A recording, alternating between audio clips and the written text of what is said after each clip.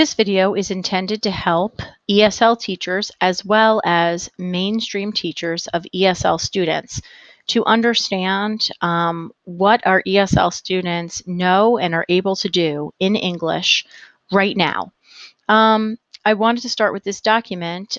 These are student-friendly WIDA can-do descriptors.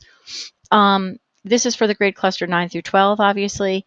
I'm going to share a folder with these documents in it for anybody who would like to look at the actual documents. Two students who are currently in ESL this year, spring of 2017, are at this level, level 2, emerging. And I just want to take a moment to go over the WIDA can-do descriptors so you know what these students are able to do right now. I highlighted or circled just reading and writing.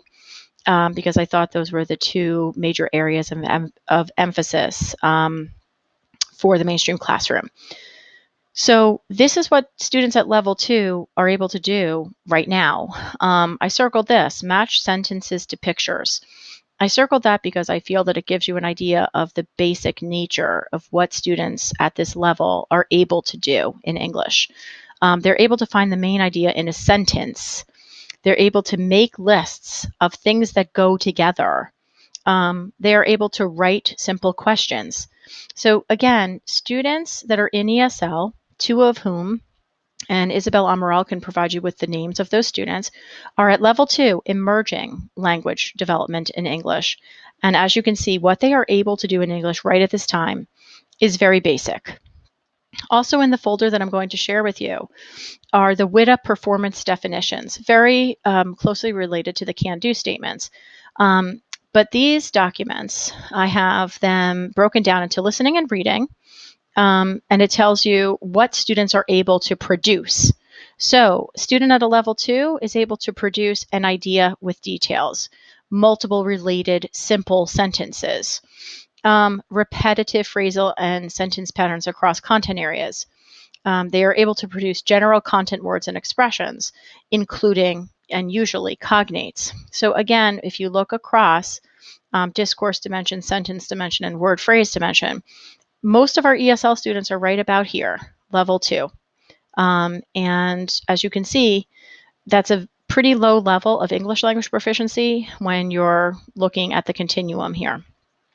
So that is what they are able to do for listening and reading. And if we move over here, we have speaking and writing. So again, they are also at level 2 emerging, and they are able to produce phrases or short sentences, emerging expressions of ideas, formulaic grammatical structures, repetitive phrasal and sentence patterns across content, and general content words and expressions. Again, in the grand scheme of things, when we're looking at this continuum that goes up levels 1 through 6. Actually, 6 is not represented. Oh, yes, it is. 6 is represented over here. Level 2 is pretty low. So our expectations need to be in line with what they are able to do presently, or perhaps a little bit higher than what they are able to do presently. So sometimes in the mainstream, when we're dealing with students whose first language is English, we expect that students would be up here able to produce much greater proficiency in English than they actually are. So just some things to keep in mind. I will share the folder with the can-do statements and the WIDA performance definitions for anybody who would like to look at them. And I hope everyone has a lovely weekend.